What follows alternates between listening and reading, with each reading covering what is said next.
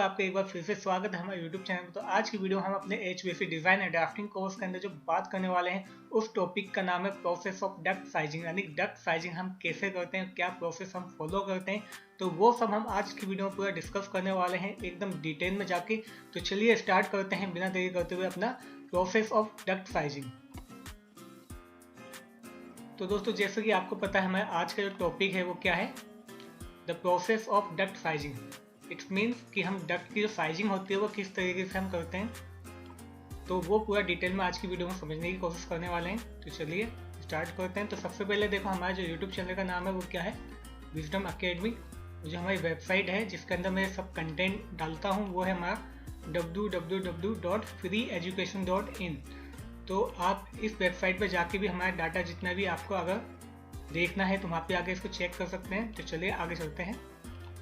तो सबसे पहले समझते हैं कि डक्ट सिस्टम डिज़ाइन क्यों करते हैं। तो दोस्तों, हमें इतना पता है कि जो डक्ट सिस्टम होता है उसका काम होता है जो हम रिक्वायर्ड जो कूलिंग या हवा जो होती है, एयर जो होती है, उसको हमें डिस्ट्रीब्यूट करना है बिल्डिंग में, या जो हमारा स्पेस है जहाँ पे हमें कूलिंग इफेक्ट प्रोड्यूस करना है। तो वहाँ पे जो हमें कूल एयर को डिस्ट्रीब्यूट करना है पूरी बिल्डिंग में, वो हम करते हैं एक डक्ट सिस्टम के थ्रू। तो जैसे कि मैंने यहाँ पे दिखाया हुआ है, समझते हैं। The duct system are design to properly distribute air. मतलब डक्ट सिस्टम डिजाइन किया जाता है कि हम प्रॉपरली सही तरीके से एयर को डिस्ट्रीब्यूट कर सकें। कहाँ पे? थ्रू द बिल्डिंग के अंदर।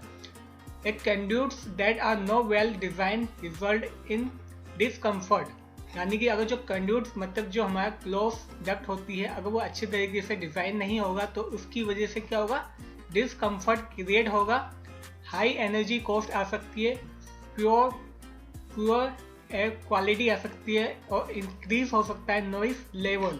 तो इसलिए ये सब इम्पोर्टेंट है कि प्रॉपर अच्छे तरीके से हम डक्ट सिस्टम को डिज़ाइन कर सकें। तो डक्ट साइजिंग, एक डक्ट डिज़ाइन क्या होता है, जो डक्ट साइजिंग होता है उसी को हम डक्ट डिज़ाइनिंग भी कहते हैं। तो जैसे कि choose the right conduits is essential to maintain the adequate air flow in the system. मतलब एक अच्छे तरीके से हमारे डक्ट है, कंड्यूट्स है, उसको सही तरीके का हमें चूज करना है ताकि हम जो एक मेंटेन कर सके हाई क्वालिटी एयर फ्लो को इन द सिस्टम के अंदर। तो नेक्स्ट पॉइंट जैसे यहाँ पे दिया हुआ है, the duct can be classify according to purposes are follow. यानी डक्ट को हम क्लासीफाई कर सकते हैं कि किस पर्पस के लिए हम उसको यूज करने वाले हैं।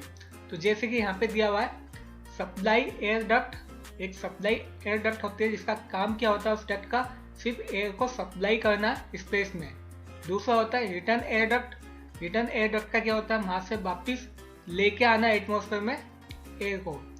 फ्रेश एयर डक्ट का काम क्या होता है, जब फ्रेश एयर को प्रोड्यूस करता है स्पेस में। एक होता है एग्जॉस्ट एयर डक्ट, जो एग्जॉस्ट एयर को एग्जॉस्ट करता है। तो यहाँ से हमें पता है जो हमें डक्ट होती है बेसिकली 4 टाइप्स में डिवाइड करते हैं। उसको डिवाइड किया अकॉर्डिंग टू पर्पस, मतलब किस पर्पस के लिए हम उस डक्ट को यूज करना है।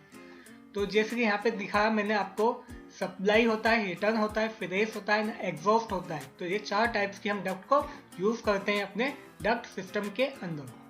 तो दोस्तों, अब बात करते हैं कि basically material use for ducting, मतलब कौन कौन सा मटेरियल यूज करते हैं अपने डक्टिंग सिस्टम में। तो पहला दिया हुआ है यहाँ पे देखो, गैल्वेनाइज्ड आयरन। दूसरा है pre insulated sheet and the third दिया है galvanized steel and the fourth aluminium. तो ये तो हम यूज़ करते हैं डक्टिंग के अंदर ये मटेरियल को।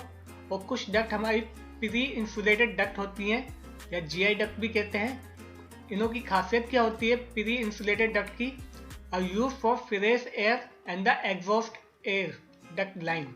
तो जो प्री इंसुलेटेड डक्ट होती हैं इनको ज़्यादातर हम यूज़ करते हैं अगर हमें फ्रेश एयर को सप्लाई करनी है या एग्जॉस्ट एयर को रिटर्न करना है। ठीक है, इसे प्री इंसुलेटेड डक्ट क्यों कहते हैं, क्योंकि इसे दोबारा इंसुलेटेड करने की कोई ज़रूरत नहीं होती है, ये ऑटोमेटिक इंसुलेटेड होती है। Now days usage of GI duct is minimum. आज के टाइम में GI डक्ट का यूसेज कम हो गया है because glass wool duct is ज़्यादा यूज लग गया है।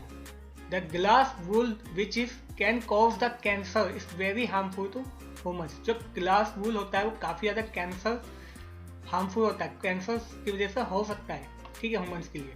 तो मेन चीज़ यहाँ पे हमें ये पता लगती है जो मटेरियल जो यूज़ करते हैं हम डक्टिंग सिस्टम में वो कौन कौन से होते हैं। गैल्वेनाइज्ड आयरन होता है, प्री इंसुलेटेड शीट होता है, गैल्वेनाइज्ड स्टील होता है, एल्यूमिनियम होता है। फिर हमने बात की जो प्री इंसुलेटेड डक्ट होती है या जीआई डक्ट होती है उसकी क्या खासियत होती है। तो प्री इंसुलेटेड डक्ट को हम यूज़ करते हैं किस लिए, फ्रेश एयर या exhaust air duct line state के लिए, ठीक है। इन्हें दोबारा इंसुलेट करने की जरूरत नहीं होती है, ठीक है। और जब जीआई डक्ट का यूसेज अब कम हो गया है क्योंकि हम ज़्यादातर यूज़ कौन सा करते हैं, ग्लास वूल डक्ट को भी यूज़ करते हैं। और एक इम्पोर्टेंट पॉइंट कि जो ग्लास वूल डक्ट होती है उसकी वजह से कैंसर भी हो जाता है ह्यूमंस को, तो यानी कि ह्यूमंस के लिए काफ़ी हार्मफुल भी होती है, ठीक है। तो ये हमने डिस्कस किया। तो दोस्तों अब बात करते हैं कौन कौन सी डक्ट एक्सेसरीज या कौन कौन से हम टूल्स यूज़ करेंगे जब हम डक्ट मैन्युफैक्चरिंग करने वाले हैं। तो पहला दिया हुआ है पीवीसी इनविजिबल फ्लैंज जॉइंट, जो यहाँ पे मैंने आपको दिखाया भी है। पीवीसी इनविजिबल फ्लैंज जॉइंट होता है, कुछ PVC T connected flange joint होंगे, कुछ पीवीसी एच बाइनॉट होते हैं। तो एच बाइनॉट कुछ सामने से देखोगे तो यहाँ पे थोड़ा देखो एच टाइप का दिखाई देता है, एच बाइनॉट होता है। और zinc coated steel angle bracket होते हैं, कुछ इस टाइप के होते हैं एंगल ब्रैकेट, ठीक है। पीवीसी कवरिंग एंगल होंगे, पीवीसी चेयर सेक्शन होगा, एल्यूमिनियम रेनफोर्स सेक्शन बार होता है, पीवीसी यू सेक्शन बार होगा, एल्यूमिनियम एडेसिव टेप होगी, पीवीसी एफ सेक्शन बार होगा, स्पेशल ग्लू यूज़ करेंगे, सिलिकन हो सकता है, 45 angle cutter, straight cutter, GI corner. तो ये सब कुछ डक्ट एक्सेसरीज होती हैं, टूल्स होती हैं। जब भी हम डक्ट को मैन्युफैक्चर करते हैं तो इन सब की हमें रिक्वायरमेंट होती है। तो नीचे मैंने कुछ आपको दिखाए हुए हैं किस टाइप के होते हैं। जैसे पीवीसी कॉर्नर जो होता है वो इस टाइप का दिखता है, इनविजिबल फ्लैंज होता है वो इस टाइप का दिखता है, एल्यूमिनियम टेप कुछ इस टाइप की होती है, एच परमानेंट जो होता है वो इस टाइप का होता है, डक्ट शीट्स कुछ इस टाइप की दिखती हैं। तो ये सब होता है, इन सब एक्सेसरीज को या इन सब टूल्स को हम यूज़ करते हैं जब भी हम डक्ट मैन्युफैक्चरिंग करते हैं, ठीक है। अब नेक्स्ट स्लाइड पे देखो, यहाँ पे मैंने दिखाया हुआ है कि हम जब फैब्रिकेटेड करते हैं तो कैसे हम यूज़ करेंगे उन सबको, ठीक है। देखो यहाँ पे पीवीसी हमने यहाँ पे पार्ट दिखाया हुआ है, एक पीवीसी फ्लैंज जॉइंट बने हुए हैं। आगे जब दो डक्ट को हम जॉइंट करते हैं तो पीवीसी फ्लैंज जॉइंट यूज़ करते हैं, इसके जीआई कॉर्नर होते हैं। ये हमारा किस टाइप का मैन्युफैक्चरिंग डक्ट है, एक रेक्टेंगुलर डक्ट है। तो नेक्स्ट स्लाइड पे चलते हैं। तो यहाँ पे देखो दोस्तों मैंने कुछ दिखा दिया कि डक्ट के शेप्स जो होते हैं किस टाइप के डक्ट दिखाई देते हैं, मतलब किस टाइप के हमारे डक्ट हो सकते हैं। तो रेक्टेंगुलर डक्ट हो सकता है, ऑफसेट हो सकता है, कंसेंट्रिक हो सकता है, वाइड डक्ट हो सकता है, आर डक्ट हो सकता है, रिड्यूस रेडियस एल्बो डक्ट हो सकता है, इसेंट्रिक रिड्यूसर।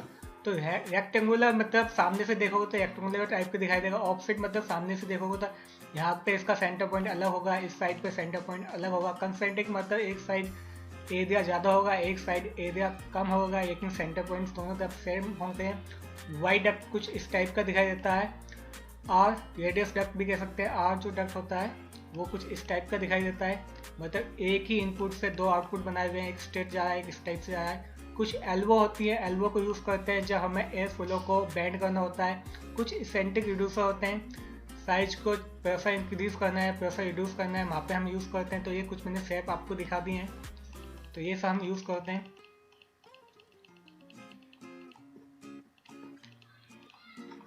तो डक्ट डिज़ाइनिंग करने से पहले हमें पता है कि डक्ट सिस्टम को डिज़ाइन करना काफ़ी इंपॉर्टेंट होता है कि डक्ट डिज़ाइनिंग करने से पहले कुछ फ्यू क्रिटिकल पॉइंट होते हैं, उन स्टेप्स का हमें पहले से ध्यान रखना होता है।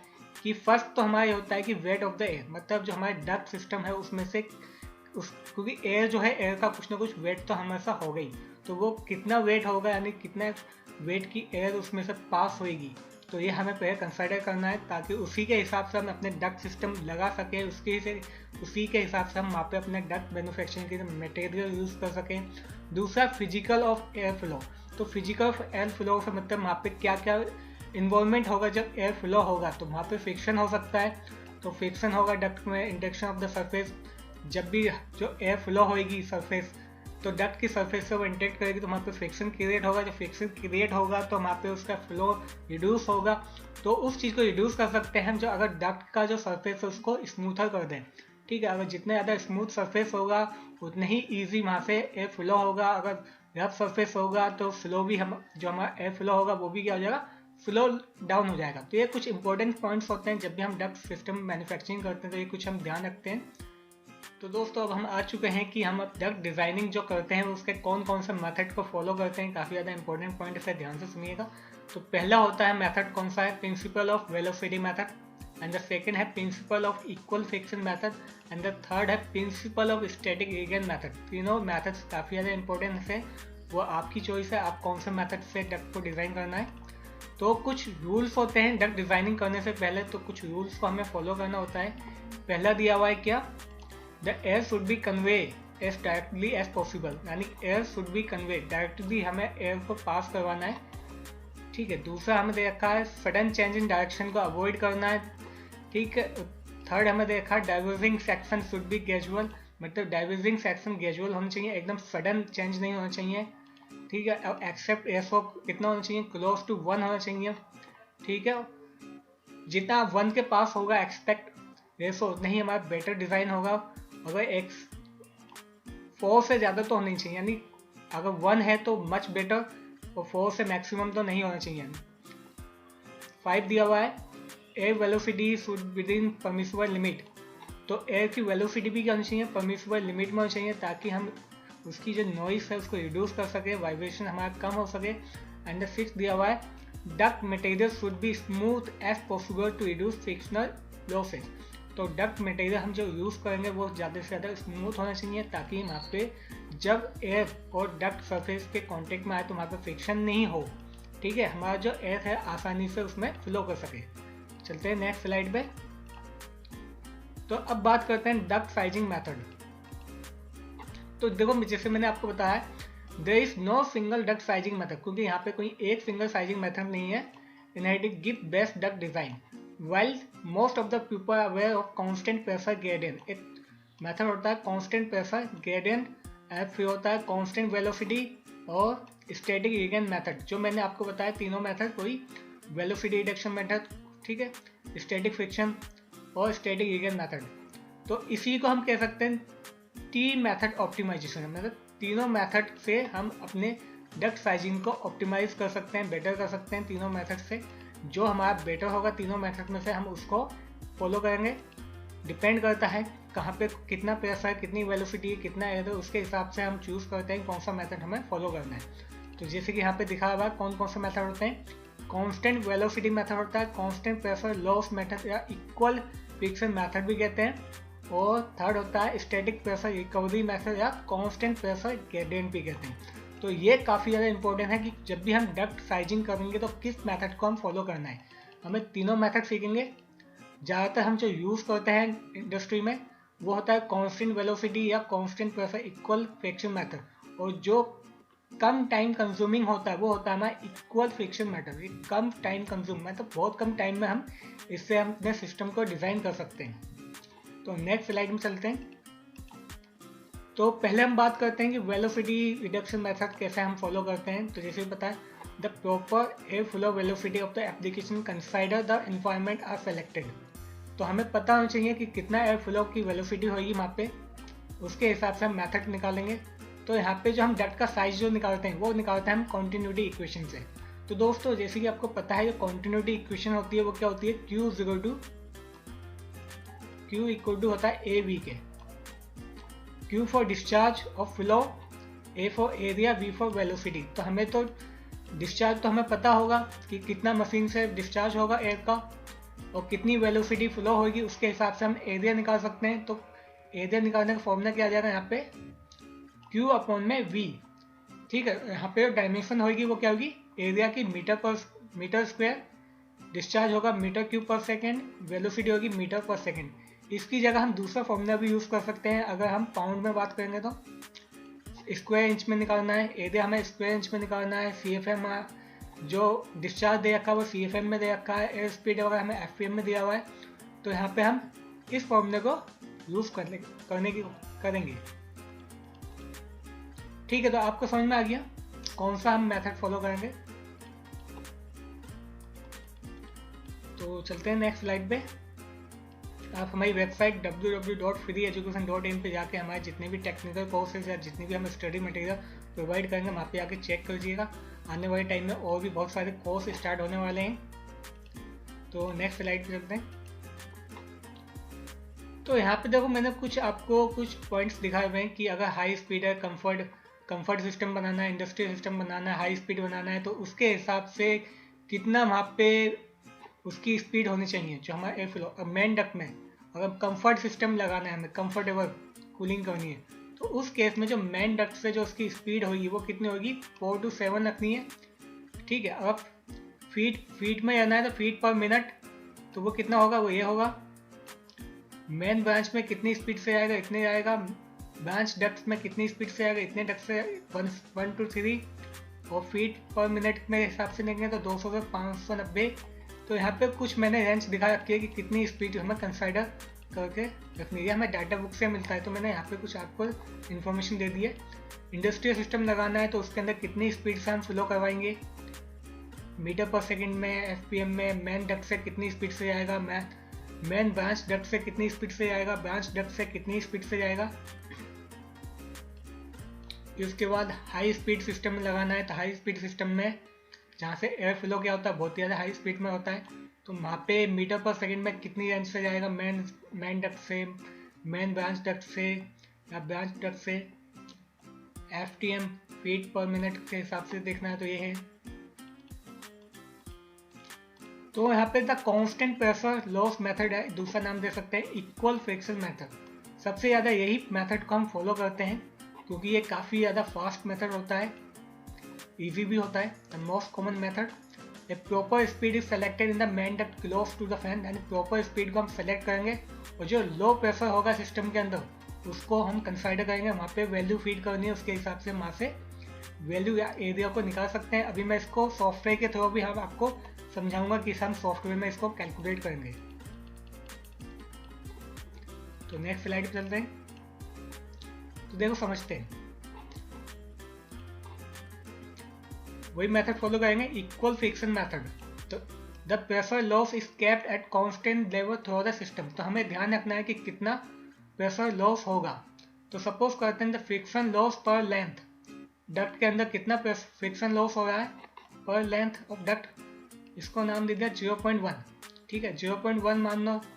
ठीक है, तो इसका हमें क्या निकालना है, सिस्टम लॉस कैसे निकालते हैं, टोटल इक्विवेलेंट डक्ट सिस्टम को मल्टीप्लाई कर देंगे किससे, फ्रिक्शन लॉस से। तो हमें कितना पता जाएगा उसमें कितना लॉस हुआ सिस्टम के अंदर कांस्टेंट प्रेशर का।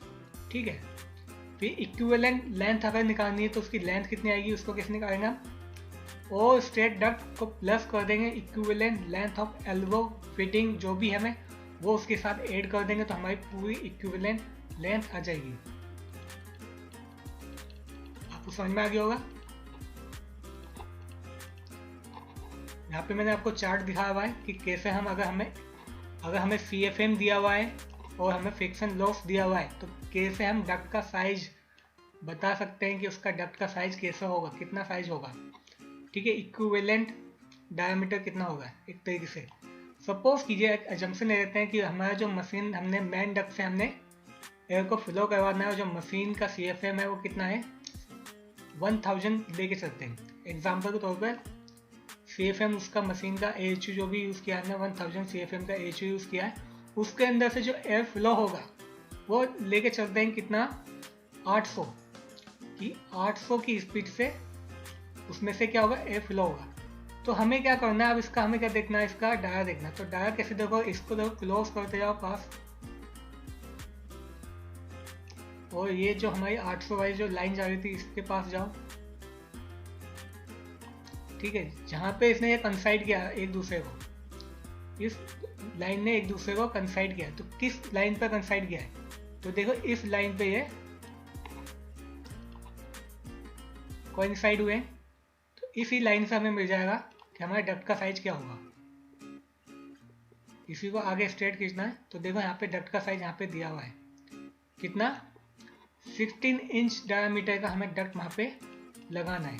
तो इसी तरीके से हम इस डाटा से हम चेक कर सकते हैं कि हमारा जो डक्ट का साइज होगा वो क्या साइज होगा।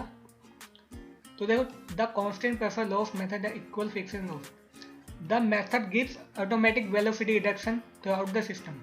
तो इसके अंदर हमें क्या होता है ना, उसमें वेलोसिटी रिडक्शन करने की जरूरत नहीं होती है, सिर्फ CFM को हम चेंज करते जाएंगे और हमारा कांस्टेंट जो फ्रिक्शन लॉस है उसी के हिसाब से पुट करेंगे वैल्यू आसानी से निकलती रहेगी, ऑटोमेटिक ही वो वेलोसिटी रिडक्शन काउंट हो जाएगा इसके अंदर। और जो हमारा वेलोसिटी रिडक्शन मेथड होता था उसमें क्या करते थे हम स्टेप बाय स्टेप कि कितना CFM बचा और कितना हमारा FPM आएगा वो सब हम कंसिडर करते थे, फिर दोनों की वैल्यू करते थे। तो वो काफ़ी ज़्यादा टाइम कंज्यूमिंग मेथड हो जाता था, लेकिन ये कम टाइम कंज्यूमिंग होता है, इसलिए ज़्यादातर हम इक्वल फ्रिक्शन मेथड को ही फॉलो करते हैं। The method may added more duct cross section changes and can increase the number of component in the system compared to other methods। ठीक है, तो दोस्तों हम समझते हैं कि कैसे हम डक्ट साइजर सॉफ्टवेयर का यूज करके डक्ट का हम साइज को कैलकुलेट कर सकते हैं। ठीक है, तो सबसे पहले बात करते हैं कि जो हमारा यहाँ पे मैंने आपको ये दिखाया हुआ है, ये हमारा क्या है, हमारा एक डक्ट साइजर सॉफ्टवेयर हुआ है। ठीक है, इस डक्ट साइजर सॉफ्टवेयर से हम यूज़ करेंगे अपने डक्ट का साइज निकालने की।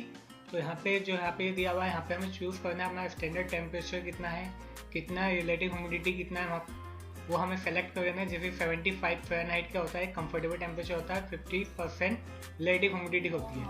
ठीक है, वो सेलेक्ट कर दिया। फिर उसके बाद जो हमें वेलोसिटी रिडक्शन मेथड में हमें दो चीज़ की रिक्वायरमेंट होती है, एक CFM एक FPM, कि कितना डिस्चार्ज होगा और कितनी वेलोसिटी से होगा।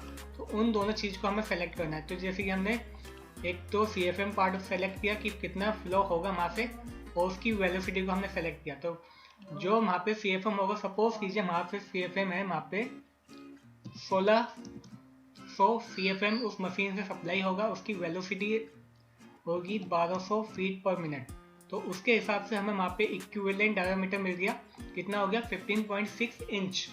ठीक है, ये हमारा इक्विवेलेंट डायमीटर हो गया। तो इसके अकॉर्डिंग यानी कि अगर हम एक तरीके से कह सकते हैं, अगर हम वहाँ पे सर्कुलर डक्ट यूज़ करें तो वहाँ पे हम 15.6 इंच के हिसाब से हम वहाँ पे डक्ट लगाएंगे। कि हम एक यूनिवर्सल लॉ होता है कि हम भी जो भी डक्ट का साइज हम यूज़ करते हैं वो हमेशा इवन नंबर में होना चाहिए। ठीक है, जैसे कि 15.6 है तो इसको लेके चलेंगे हम 16 इंच का। ठीक है, अगर हमें रेक्टेंगुलर डक्ट साइज निकालना है तो कैसे निकालेंगे, तो वहाँ पे जैसे कि हमें पता है जो हमारा सीलिंग होती है तो उसकी हाइट क्या होती है, एक फिक्स होती है कि वहाँ पे जो सीलिंग होगी उसकी हाइट 2 फीट है। तो 2 फीट से ज़्यादा तो हम वहाँ पे हाइट कर नहीं सकते हैं। तो हम वहाँ पे चेंजेस किस में करेंगे, वहाँ पे हम चेंजेस करेंगे विड्थ में। तो देखो सपोज करते हैं यहाँ पे मैं डालता हूँ 16, अगर मैं यहाँ पे 16 डालता हूँ तो यहाँ पे आ गया 13। तो हम जो डक्ट का साइज यूज़ करेंगे 13, क्योंकि 2 फीट है तो यानी 24 इंच से ज़्यादा नहीं होना चाहिए, उससे कम हो जाए लेकिन 24 से ज़्यादा नहीं है। देखते हैं अभी 14 करके देखते हैं, 14 16 आ रहा है। तो 14 16 नहीं, हमेशा विड्थ की साइज हमेशा ज़्यादा रखनी है हाइट की साइज से। तो हम यूज़ करेंगे 16 को, 16 13। तो यहाँ पे 16 13 नहीं लेके चलेंगे, बल्कि हम यहाँ पे क्योंकि इवन नंबर्स को यूज़ करना है तो हम हमारा जो डक्ट का साइज आएगा रेक्टेंगुलर वो आ जाएगा 16/14 इंच का। तो इस तरीके से हम वेलोसिटी रिडक्शन मेथड से हम निकाल सकते हैं अपना डक्ट साइज का। तो दूसरा मेथड मैंने बताया कि हम कैसे हेड लॉस यूज़ कर सकते हैं। तो देखो पहले तो हम जो मैक्सिमम हेड लॉस जो होगा वही हम वहाँ से फ्लो रेट और वेलोसिटी डाल के हम हेड लॉस निकाल लेंगे। तो देखो हेड लॉस आ गया। अब क्या करना है, हमें हेड लॉस को फिक्स कर देना है। हेड लॉस कितना आया था 0. दोबारा देखते हैं कि हमारा हेड लॉस कितना आया था, 1600 ही आता, ये 1200 ही आता। तो हेड लॉस आ गया था हमारा, यानी कितना प्रेशर लॉस हुआ था वहाँ पे 0.134। तो 0.133 फिक्स कर देंगे और CFM की रिक्वायरमेंट होगी। तो यहाँ पे 0.134 हम फिक्स रखेंगे, इसको चेंज नहीं करना है। वेलोसिटी रिडक्शन में हमें दोनों चीज़ चेंज करनी होती थी कि CFM भी चेंज करना है और FPM भी चेंज करना है। बट यहाँ पे अब क्या होगा, सिर्फ CFM को हम चेंज करते जाएंगे और हमारे साइज हमारा निकलता है। तो CFM कितना था 1600 था। तो देखो वही आ गया लगभग 14, उतना ही हमारा डक्ट साइज आ गया। फिर आगे हम चेंज करेंगे कि 600 था, 1600 था, तो बाद में सपोज करो 1100 हो गया CFM। तो 1000 में कितना हो जाएगा 13। तो 13 लेते हैं तो 14/10, 14/10। तो अगर हम 12/12 लेते हैं तो 12/12 आ गया। क्योंकि हमें इस टाइप का हमें साइज जानना है कि उन दोनों का डिवाइड करने में अप्रोक्सीमेट 1 आ जाए। तो हम अगर हमने यहाँ पे 14/10 लिया था तो 1 पॉइंट कुछ आएगा, लेकिन अगर मैं 12/12 यूज़ करूँगा तो कितना आएगा 1 आएगा। तो यहाँ पे ये ज़्यादा सूटेबल है इस साइज को यूज़ करने का। तो यहाँ पे हम जो डक्ट साइज यूज़ करेंगे वो कौन सा होगा 12/12 का। तो इस तरीके से हम दो मेथड से हम अपने डक्ट का साइज हम निकाल सकते हैं, एक वेलोसिटी डिडक्शन मेथड से, दूसरा इक्वल फ्रिक्शन मेथड से।